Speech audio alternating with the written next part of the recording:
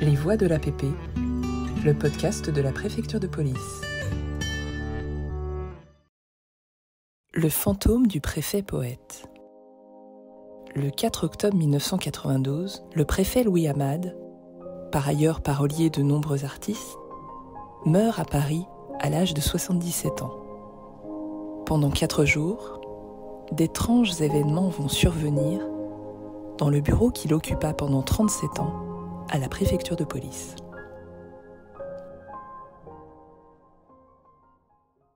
Ce 8 octobre 1992, la nuit est tombée tôt sur l'île de la Cité. À la caserne du même nom, siège de la préfecture de police depuis près d'un siècle et demi, les hommes et les femmes de permanence veillent sur le sommeil des Parisiens. Dans les couloirs feutrés du cabinet du préfet de police, Dino Delaunay, huissier, mène sa ronde de nuit.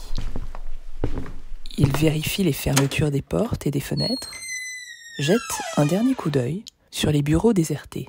La soirée est calme. Il va se reposer sur le lit de camp installé derrière un paravent dans l'antichambre. Aujourd'hui, le préfet Louis Amade a été inhumé. Avant le départ du convoi funéraire, la préfecture de police lui a rendu un dernier hommage dans la grande cour du 19 août.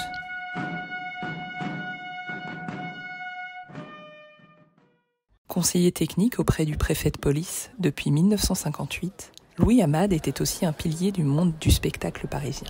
Auteur, poète et parolier reconnu et respecté, ami intime de Jean Cocteau, d'Édith Piaf, de Charles Trenet, il écrivit les paroles de plus de 200 chansons pour Gilbert Bécaud.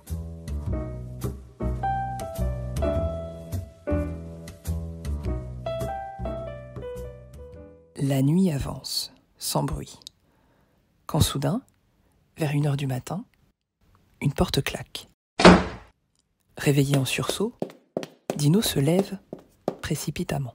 C'est la lourde porte capitonnée du bureau de Louis Amade. Surpris, certain de l'avoir fermée au cours de sa tournée, Dino la referme et retourne s'étendre.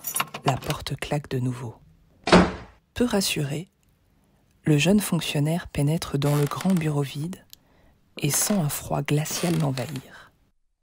Saisi de panique, il se précipite hors de la pièce, retourne dans ses quartiers et décide de ne plus en bouger.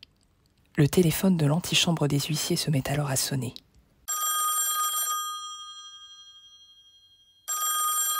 Dino décroche, personne ne répond.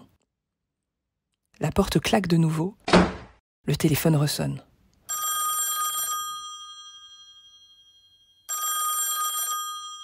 C'est avec soulagement que l'huissier accueille la relève du matin, à qui il n'ose rien raconter de son étrange nuit.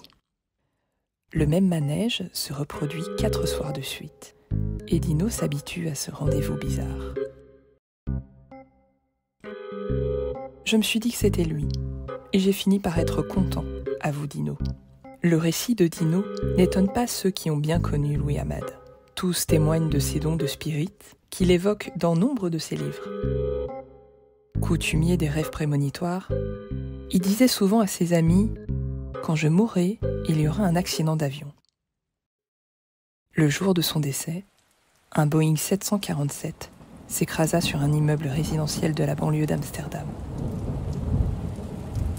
Cet accident est considéré comme le plus grave de l'histoire aéronautique des Pays-Bas.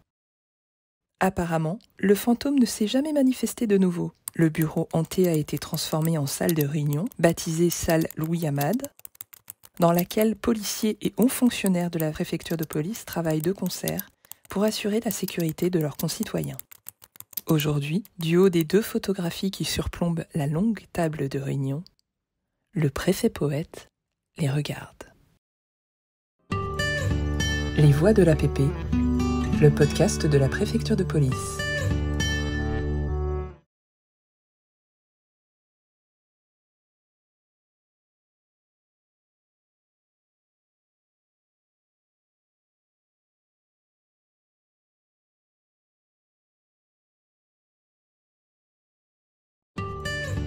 Les Voix de l'APP, le podcast de la préfecture de police.